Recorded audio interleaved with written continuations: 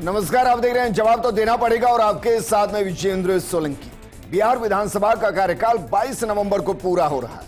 कार्यकाल पूरा होने से पहले चुनाव कराए जाएंगे। चुनाव आयोग तैयारियों में जुटा है। आयोग ने स्पेशल इंटेंसिव रिवीजन के जरिए 97.30% मतदाताओं की सूची अपडेट कर भी ली है। लेकिन अब इस SIR की प्रक्रिया को लेकर बिहार से दिल्ली तक राजनीतिक बवाल मचा हुआ है। पटना में जहां विधानसभा के अंदर और बाहर दोनों जगह सियासी तल्खियां देखने को मिली, वहीं संसद भवन परिसर में विपक्ष ने प्रदर्शन किया। इस बीच राहुल गांधी ने आरोप लगाया कि महाराष्ट्र और कर्नाटक के बाद अब बिहार के अंदर भी चुनाव आयोग के जरिए वोटों का खेल किया जा रहा है। वो कह रहे हैं कि मैं आपको और चुनाव आयोग को बता सकता हूं कि कहां और कैसे वोटों की चोरी होती है और हम इस खेल को समझ गए। हमने चुनाव आयोग से मतदाता सूची मांगी, वीडियो मांगे, लेकिन उन्होंने हमें नहीं दिया। लेकिन विपक्ष भी चुप बैठने वाला नहीं। इस मुद्दे पर इंडिया गठबंधन संसद से सड़क तक लड़ाई लड़ेगा। आज बात इसी मुद्दे पर कि क्या वाकई में बिहार चुनाव के दौरान कांग्रेस की एक नई थ्योरी इजाद हुई।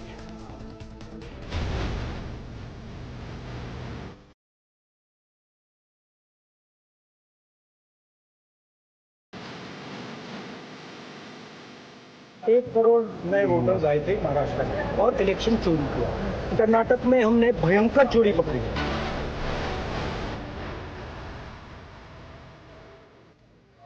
दरअसल सियासत की एक बड़ी आसान भाषा में परिभाषा है कि जो आरोप लगाए जाते हैं उसके प्रमाण ज्यादातर सामने नहीं होते और हर इलेक्शन के अंदर एक नया आरोप होता है, एक नई थ्योरी होती है। लेकिन उस थ्योरी के आधार पर जब जमीनी प्रैक्टिकल होती है तो परिणाम बहुत अलग होते हैं। तो क्या ये कांग्रेस की नई थ्योरी बिहार में कांग्रेस की नैया को पार करा पाएगी? इस मुद्दे पर बात करने के लिए हमारे साथ मौजूद हैं बीजेपी प्रवक्ता शैलेंद्र गुर्जर जी, कांग्रेस प्रवक्ता प्रतीक सिंह जी, राजनीतिक विश्लेषक सुभाष शर्मा जी, हमारी सहयोगी और दिल्ली न्यूज एडिटर अदिति नागर। अदिति, शुरुआत आपके साथ, क्योंकि हम देखते हैं कि सदन अमूमन बहस की ही भेंट चढ़ जाता है और ऐसा ही इस बार भी हो रहा है। क्या वाकई में कांग्रेस की नई थ्योरी कांग्रेस की बिहार में नैया पार करा पाएगी और वोटर्स के जहन पर कोई एस्टेब्लिशमेंट कर पाएगी? क्योंकि हर एक चुनाव में एक नई थ्योरी होती है।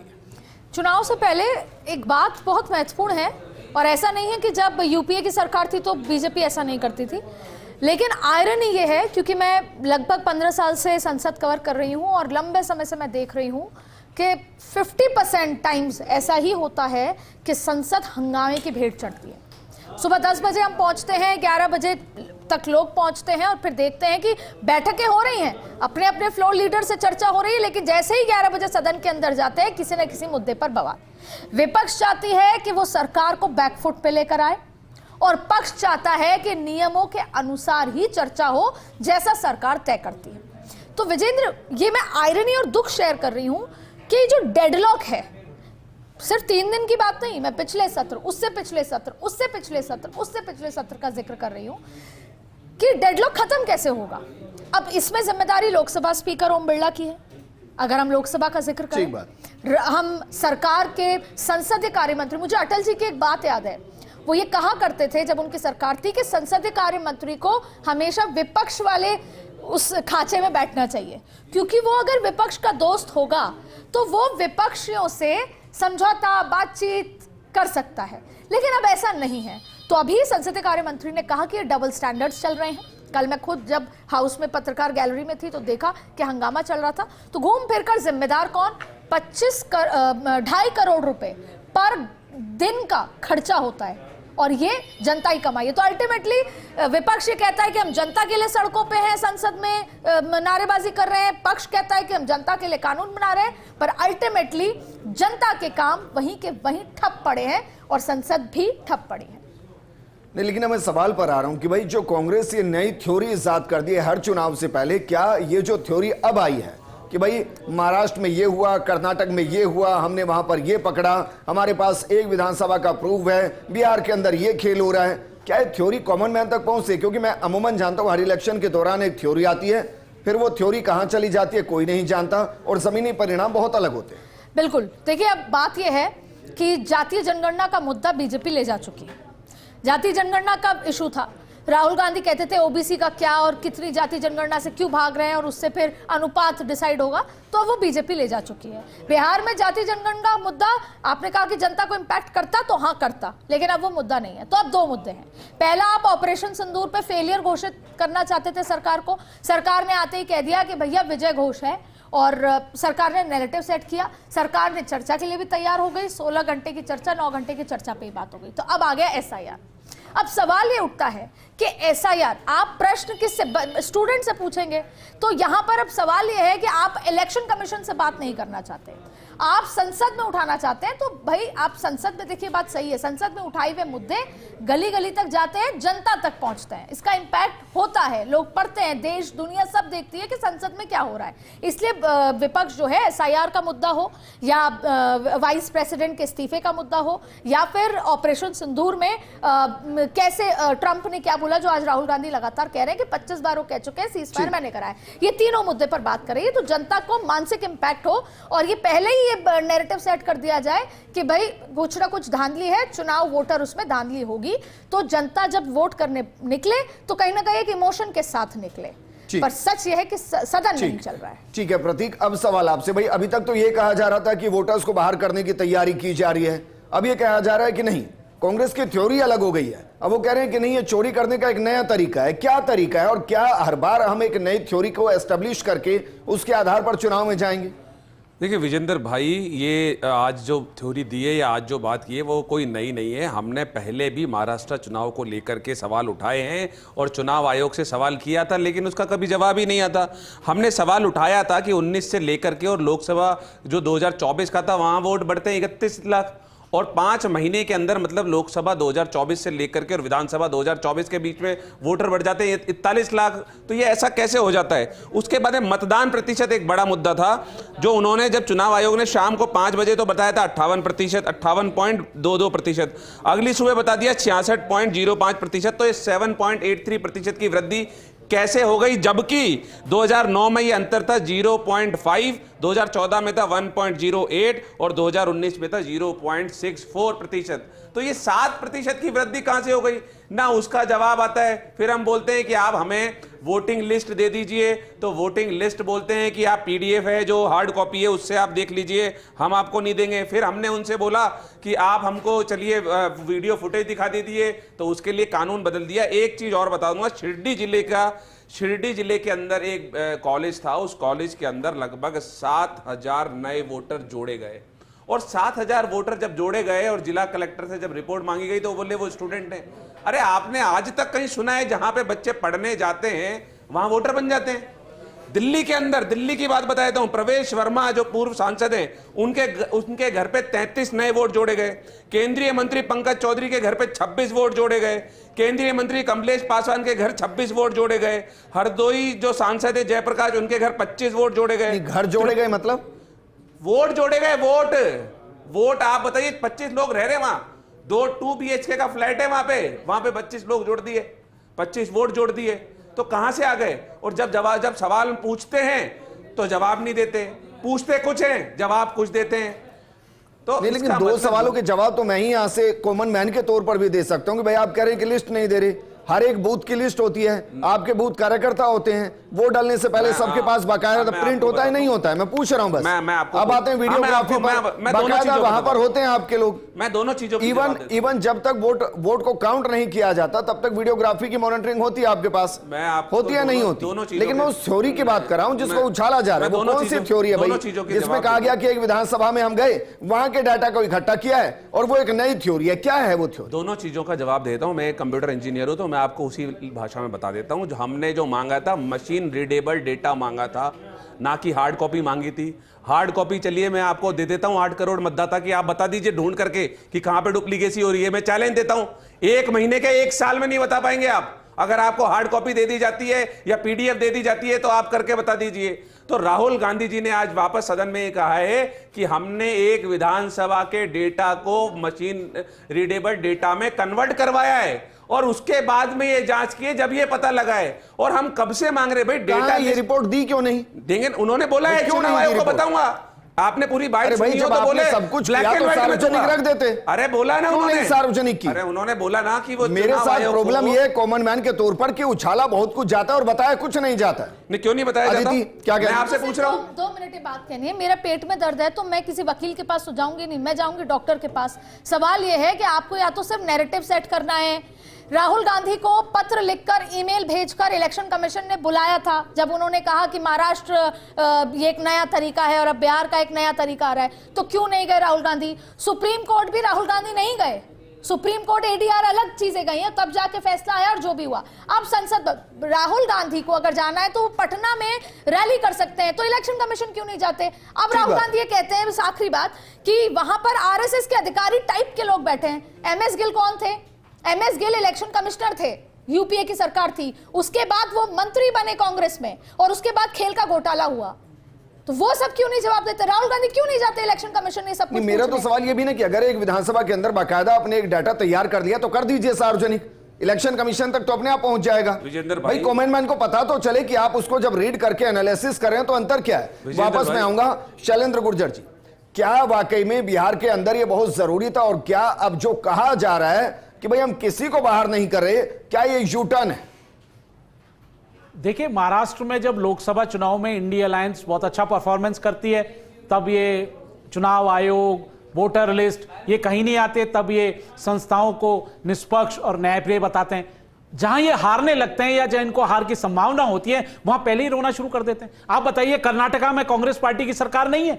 अगर ऐसा होता तो कांग्रेस पार्टी की सरकार बन पाती कर्नाटका में? तेलंगाना में कांग्रेस पार्टी की सरकार नहीं है, हिमाचल प्रदेश में कांग्रेस पार्टी की सरकार नहीं है। राहुल गांधी जी फेल हो चुके हैं। 2013 से लेकर 2025 तक उनकी नीतियां, रीतियां कांग्रेस को भारत की जनता ने नकार दिया है। अब आप देखिए, बार बार जो जॉर्ज सोरोस वहां से भेजते हैं कि आप संवैधानिक संस्थाओं पे अटैक करो, उनको कमजोर करने का काम करो, उनको बदनाम करने का काम करो। आप बताइए, बिहार में इनका जनाधार नहीं है। बिहार में मेरे प्रोग्राम में नैरेटिव नहीं। अगर ऐसा हो रहा है, अगर ऐसा हो रहा है तो कीजिए कार्रवाई। बिल्कुल देशद्रोह के केस में कीजिए अंदर, लोकतंत्र को कमजोर करने के मामले में कीजिए उनको अंदर। कार्रवाई तो कुछ नहीं होती है। बिल्कुल कार्रवाई फॉल्स नैरेटिव नहीं सर। जो पार्लियामेंट है वो लोकतंत्र में जनता की सबसे बड़ी पंचायत है। वहां आप बहस से भागते हो, वहां बहस नहीं करना चाहते हो। आपको लोकसभा राज्यसभा की परंपराओं, नियमों का जानकारी नहीं है। आप बिजनेस एडवाइजरी कमेटी में बैठकर तय नहीं करना चाहते मुद्दों को, कौन कितने घंटे बहस करेंगे किस इश्यूज पे। ऑपरेशन सिंदूर पर जब सरकार पूरी तरह से तैयार थी, अदिति ने कहा वो भी एक बहुत बड़ा सवाल है सर। अगर संसद नहीं चल रही है तो क्या इसके लिए पक्ष जिम्मेदार नहीं है? क्योंकि एंड ऑफ द डे पक्ष की जिम्मेदारी भाई सदन को चलाना। फ्लोर मैनेजमेंट सही था। हमारे संसदीय कार्य मंत्री जी ने सर्वदलीय बैठक ली, सबको बात की। हम हर इश्यू पे जवाब देने के लिए तैयार हैं। ऑपरेशन सिंदूर पे जवाब देने के लिए तैयार हैं। हम एसआईआर जो बिहार में करा रहे हैं उस पर जवाब देने के तैयार हैं। लेकिन राहुल गांधी जी फ्लोर पे बहस नहीं करना चाहते, वहां आर्गुमेंट्स पेश नहीं करना चाहते, भागकर बाहर आ जाते हैं। ठीक है, सुभाष शर्मा जी, संसद के बाहर राजनीतिक विश्लेषक सुभाष शर्मा जी हमारे साथ हैं। सुभाष शर्मा जी, एक बहुत इंपॉर्टेंट बात है, राहुल गांधी जी 12 साल से इस देश के लोगों में भ्रम फैला रहे हैं, झूठी अफवाहें फैला रहे हैं, किस तरह से संवैधानिक संस्थानों को कमजोर कर रहे हैं। भ्रमित नहीं होता। नहीं, बिल्कुल, आप बताइए ना वो आपसे होगा ना उनसे होगा। देश बड़ा समझदार है। आपने सही क्वेश्चन किया। अगर महाराष्ट्र में गलत लिस्टें बन गई थी या गलत वोटर जुड़ गए थे तो आपने इलेक्शन कमीशन को शिकायत करी। उसके बाद क्या आप सुप्रीम कोर्ट गए या हाई कोर्ट गए या जो भी आपको लीगल रेमेडी लेनी थी ली, या आपने जनता के डोमेन के चलिए मैं आपकी बात को बड़ा करते हैं। आप ये कह रहे हैं शैलेंद्र गुर्जर जी, आप ये कह रहे हैं कि भाई हम बहुमत में होने के बावजूद हम सदन नहीं चलवा पा रहे हैं, ये हमारी कमजोरी है, नाकामी, हम इसको स्वीकार करते हैं। आप ये कह रहे हैं शैलेंद्र जी? ये बात ही नहीं है। आप बताइए, 50 आदमी भी हल्ला कर देंगे तो कैसे सदन चल जाएगा? मतलब मैं वही कह रहा हूं ना, फ्लोर मैनेजमेंट नहीं हो रहा। गतिरोध तोड़ने की भी कोशिश कर रहे हैं। आप बताइए, जिनको पता ही नहीं राहुल गांधी जी को, माननीय बिरला जी बार बार कह रहे हैं लोकसभा स्पीकर, अरे आप नियमों को देख लीजिए, बिजनेस एडवाइजरी कमेटी में जाइए। ऑपरेशन सिंदूर पर हमने बहस करने का वहां तय होगा और बाद में तय भी हुआ 16 घंटे लोकसभा में और 16 घंटे राज्यसभा में। आप देखिए ना, आप बार बार वहां जाके हंगामा मचाते हैं, जैसे अभी अदिति जी ने बताया 11 नहीं बजे। अब रुक जाइए भाई। सुभाष शर्मा जी बताइए, ऐसे कैसे? सुभाष शर्मा जी, क्या देश की पॉलिटिक्स में कांग्रेस की पॉलिटिक्स राहुल के विजन से चल रही है? पहला सवाल। दूसरा सवाल, क्या यह मान लिया गया है कि भाई सदन के अंदर अगर हम वैचारिक अंदाज में सवालों को उठाएंगे, उनके जवाब आएंगे तो वो जवाब उलटकर हमारी तरफ ही सवालों को खड़ा कर देंगे। इसलिए सदन में विपक्ष सवाल चाहता ही नहीं, और सवाल से ज्यादा वो ये नहीं चाहता कि उसका जवाब मिले, और इसलिए इस तरीके के फॉल्स नैरेटिव सेट होते हैं। ये देखिए, इस वक्त जो हमारी संसद है, इसमें बैठे हुए जो नेता हैं हमारे, इनमें 75% से ज्यादा ने हिंदी गजलकार दुष्यंत कुमार का वो शेर अपनी चुनावी भाषणों में जरूर कहा है, सिर्फ हंगामा खड़ा करना मेरा मकसद नहीं, मेरी कोशिश है सूरत बदलनी चाहिए। लेकिन ये केवल चुनावी जुमला तक रह जाता है। संसद जब चलती है तो ये हंगामा ही हंगामा खड़ा करते हैं, सिर्फ और सिर्फ हंगामा खड़ा करते हैं। तो ये जो नेता अपनी बात के ऊपर कायम नहीं है, इसने किया क्या है? देश के साथ एक बड़ा दुर्भाग्य है कि देश में विपक्ष ने अपनी साख खो दी है। ये भारत की जैसे लोकतांत्रिक देश के लिए, भारत जैसी डेमोक्रेसी के लिए एक बहुत खतरनाक पॉइंट के ऊपर हम खड़े हुए हैं कि विपक्ष को जनता किसी तरह का समर्थन नहीं देती है। ग्राउंड लेवल के ऊपर विपक्ष पूरा का पूरा जनाधार हो चुका है, जुमलेबाजी इनकी समझ में आ गई है, लोग इनके साथ नहीं आते हैं। तो सिर्फ और सिर्फ संसद में जब एसी रूम्स में बैठे रहते हैं, एसी अपने क्वार्टर्स में रहते हैं, तब ये कुछ ना कुछ करते हैं जिससे ये दिखा सके कि हाँ हमने आवाज उठाई थी। ग्राउंड लेवल पर पसीना बहाने के लिए कांग्रेस हो चाहे कोई अन्य विपक्षी दल हो, कोई तैयार नहीं है। देश में आप देखिए 2014 के बाद में कोई ऐसा बड़ा आंदोलन नहीं कर पाया विपक्ष जिससे जनता इनके साथ जुड़ती। और इनकी आप भारत जोड़ो आंदोलन को फॉल्स मानते हैं सर, फेलियर मानते हैं भारत जोड़ो आंदोलन? हाँ, तो मैं उसके ऊपर एक पर्टिकुलर उस तरह का कमेंट नहीं करूंगा, लेकिन मैं कहता हूं कि किसी भी तरह का वो आंदोलन नहीं कर पाए जिससे जनता जुड़ती। क्योंकि भारत जोड़ो आंदोलन भी यदि होता तो इसके बाद सरकार दोबारा रिपीट कैसे होती? आप ये जरा सोचिए, 2014 के बाद से लगातार सरकार में तो बीजेपी आ रही है, एनडीए आ रहा है जी। तो विपक्ष के पास में ग्राउंड लेवल पर जो क्रेडिबिलिटी होनी चाहिए थी, वो एक देश का दुर्भाग्य है, वो क्रेडिबिलिटी नहीं बन पा रही है। लोग इनकी बातों को पचा नहीं पा रहे हैं, आज भी इनके साथ लोग। चलिए मैं एक और सवाल कर लेता हूं भाई, सीधा ही कर लेता हूं। क्या हम अभी तक ये कह रहे हैं कि सदन के अंदर बहस का जो परिणाम होगा वो अपोजिशन के पक्ष में होगा? मैं इसको उल्टा कर देता हूं, क्या सरकार भी ये चाहती है कि भाई बहस हो ही ना, अच्छा है टाइम निकल जाए, जवाबदेही खत्म हो जाए? नहीं, सरकार आप देखिए कि सरकार जिस तरह के एजेंडे के साथ आती है और जिस तरह से मिनट्स बनती हैं, जिस तरह से कैबिनेट में जो प्रस्ताव आते हैं, काम कोई सरकार करना चाहे ना करना चाहिए तो बात की बात है ना। पहले तो विपक्ष अपनी जिम्मेदारी तो तय करे।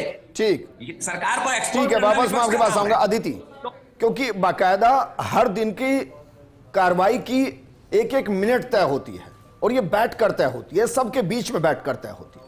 और मैं मानता हूं कि ज्यादातर कॉमन मैन को उसके बारे में पता नहीं होता कि बीएससी के अंदर क्या तय हुआ है, क्या उसका फायदा पॉलिटिशियन उठाते हैं, क्योंकि जब सब कुछ तय हो गया है तो उसके हिसाब से चलने में दिक्कत कहां होती है? बिल्कुल सर, वो ऊपर से तो बोलते हैं कि नियम तय करें। देखिए, मेरे साथ बीजेपी के अपने साथ प्रवक्ता भी मौजूद है। सवाल यह है कि जो ड्राइवर है वही ड्राइव करेगा ना गाड़ी। तो सरकार भले ही ये कहे कि 50-50% जिम्मेदारी है पक्ष विपक्ष की सदन चलाने की, पर मुझे लगता है कि गतिरोध को खत्म करने की गरज भी सरकार की है, क्योंकि सरकार ने 7 महत्वपूर्ण बिल लेके आने हैं। अब ये बात अलग है कि आपके आंकड़े ज्यादा हैं, आप टेबल कर देंगे और शोर में आप पास करा लेंगे, वो सही तरीका है, वो आप खुद पूछिए। अब जहां तक बात ये है कि बीएससी की बैठक का आप जो डिस्कस कर रहे हैं, जाहिर तौर पर उसमें मिनट टू मिनट सब तय होता है किस दिन कौन सा बिल आएगा। अब इसमें तो राहुल गांधी खुद लीडर ऑफ अपोजिशन है, वो होंगे उसका हिस्सा है, चर्चा होती है। और अगर हम बात करें अभी जो 2 दिन पहले बीएससी के हिसाब से क्यों नहीं चलते हो? बीएससी की बैठक में यह तय हुआ कि 16 घंटे होगा, 16 घंटे चर्चा होगी, और बाहर आके कांग्रेस के नेता ये कह रहे हैं कि 16 घंटे कम है, तो आप वो विरोध बीएससी की बैठक में नहीं उठाते क्या? अगर आपके फ्लोर पे बात नहीं सुनी जा रही, आज ये कह रही है कांग्रेस कि हम जैसे ही अपने टेबल करते हैं जीरो आवर में तो लोकसभा स्पीकर मना कर देते हैं, तो आप जाइए लोकसभा स्पीकर के चेंबर में, आप बात कीजिए। और यही सवाल सरकार से भी है कि सरकार क्यों नहीं करती। और अभी हमारे प्रवक्ता ही कह रहे थे कि ईवीएम का मुद्दा बार बार उठाते हैं, मैं उसका काउंटर ही करना चाहती हूँ। मेरे 2019 की बात है, तब लाल कृष्ण आडवाणी ने ये आरोप लगाया था, और लाल कृष्ण आडवाणी पार्टी के बड़े नेता हैं, उन्होंने ये आरोप लगाया था कि ईवीएम से चुनाव गलत तरीके से हो रहे हैं। और आपको याद होगा जीवीएल नरसिम्हा, उन्होंने किताब लिखी थी। तो जब आप विपक्ष में थे आप भी यही कर रहे थे, वो आरोप जो आप कांग्रेस पे लगा रहे हैं। मैं उसी फॉल्स थ्योरी की तो बात कर रहा हूं अभी भी तो फॉल्स थ्योरी है ना। राहुल गांधी कितना अच्छा होता, उन्होंने कहा कि भाई हमने एक फलाह विधानसभा के अंदर पूरे डाटा को जुटाया, फिर हमने ईवीएम के साथ उसको टैली किया,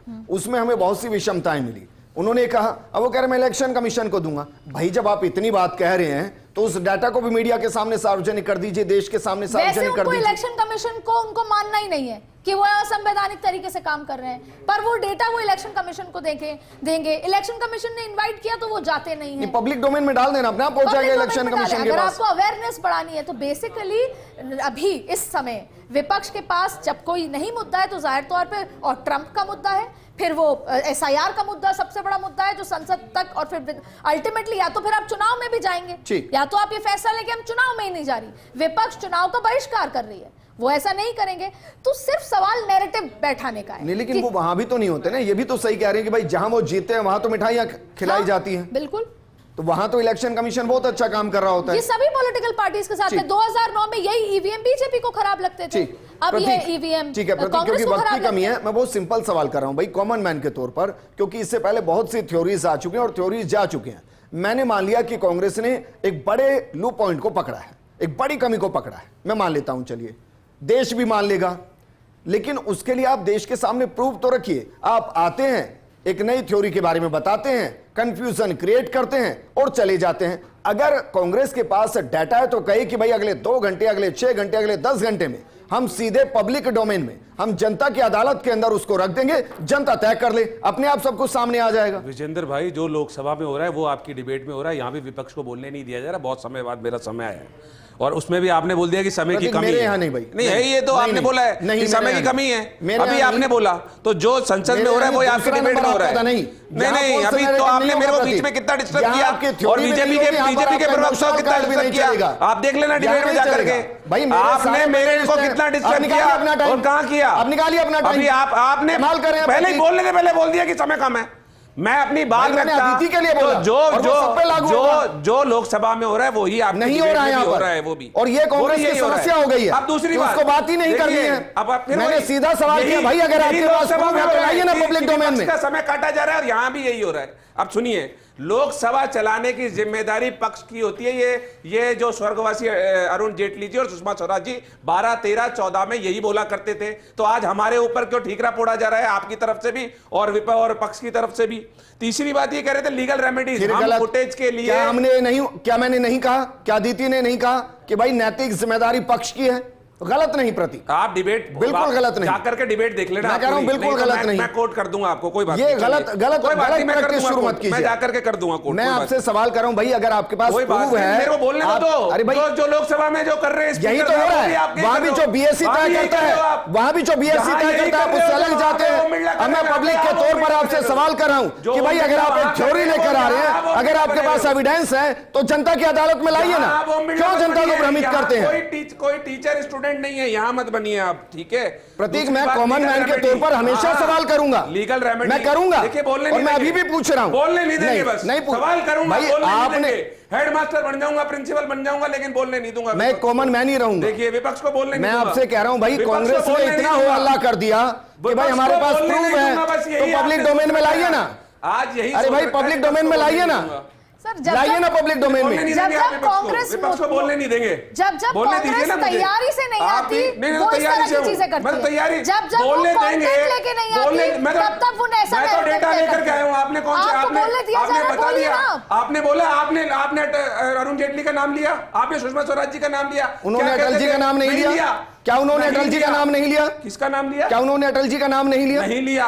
अरे कमाल करते हैं प्रतीक, कमाल करते हो भाई। कानों को भी खोलिए थोड़ा डिबेट के दौरान, ऐसा नहीं होता। पूरी भारत की जनता जानती है किस तरह से सुप्रीम कोर्ट ने 82 याचिकाएं लगी थी, सुप्रीम कोर्ट ने एक्सपर्ट ओपिनियन लेकर वोटिंग मशीन थी, उसको क्लीन चिट देने का काम किया। एक मिनट शैलेंद्र जी भाई, एक मिनट शैलेंद्र जी।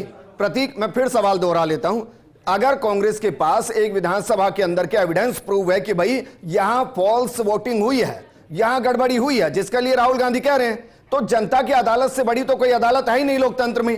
आप लाइए ना, सारे प्रूफ को रखिए कि भाई ये विधानसभा, ये डाटा, ये गलती, अब हम जाने और जनता जाने। इस पॉइंट पे बात करता हूं मैं। शिरडी के अंदर जब 7000 वोट एक बिल्डिंग में मिले, हमने उसको सार्वजनिक किया, क्या जवाब दिया? कुछ नहीं। हमने बोला दिल्ली के अंदर इतने सांसदों के घर पे 25 vote, 30 vote, 40 vote, 100 vote, 150 vote बढ़ गए, 2 BHK फ्लैट में पब्लिक डोमेन पे रख दिया, क्या जवाब इलेक्शन दिया? नहीं फाइट कुछ करेंगे। नहीं, कुछ नहीं, इलेक्शन फाइट नहीं करेंगे। और दूसरी बात, जो आपके जो राजनीतिक विश्लेषक बोल रहे थे कि विपक्ष ने जनता की जो खो दिया है, अरे वो भूल गए, बीजेपी को मात्र 37% वोट मिले हैं, बाकी सारे वोट विपक्ष को ही मिले हैं।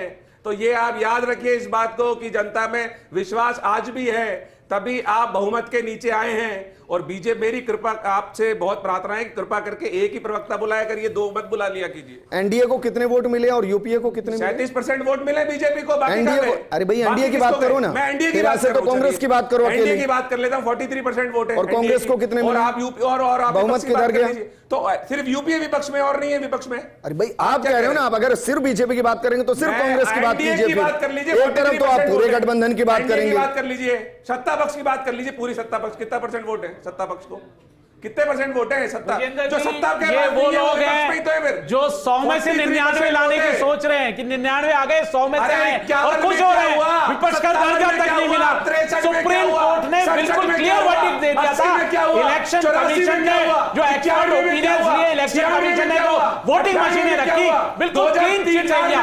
जहां जीतते हो वहां तो बहुत अच्छा इलेक्शन कमीशन, जहां जाते हो जनता पार्टी अपनी पार्टी का नाम बदलने कांग्रेस पार्टी को भारत की जनता ने रिजेक्ट कर दिया है। ये स्वीकार कर रहे राहुल गांधी जी। भूल गए क्या? भ्रष्टाचारी आपके 2 सांसद थे, भूल गए क्या? 2 सांसद सोनिया भूल गांधी गए क्या? 2 सांसद भारत थे। की जनता ने पूरा नकार भूल दिया गए क्या? है। उनकी चलिए शुक्रिया, सभी का बहुत बहुत शुक्रिया, सभी का बहुत बहुत शुक्रिया चर्चा में शामिल होने के लिए। मैं फिर वही कहूंगा, विपक्ष की जिम्मेदारी है कि वो जनता की आवाज बने और जनता की आवाज बनते हुए हर उस मुद्दे को उठाए जो जरूरी है, लेकिन भ्रम पैदा ना करे।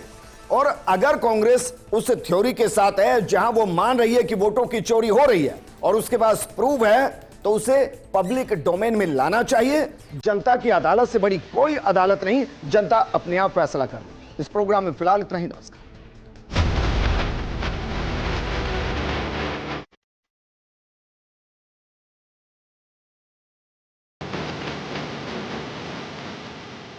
एक करोड़ नए वोटर्स आए थे महाराष्ट्र में और इलेक्शन चोरी किया। कर्नाटक में हमने भयंकर चोरी पकड़ी है।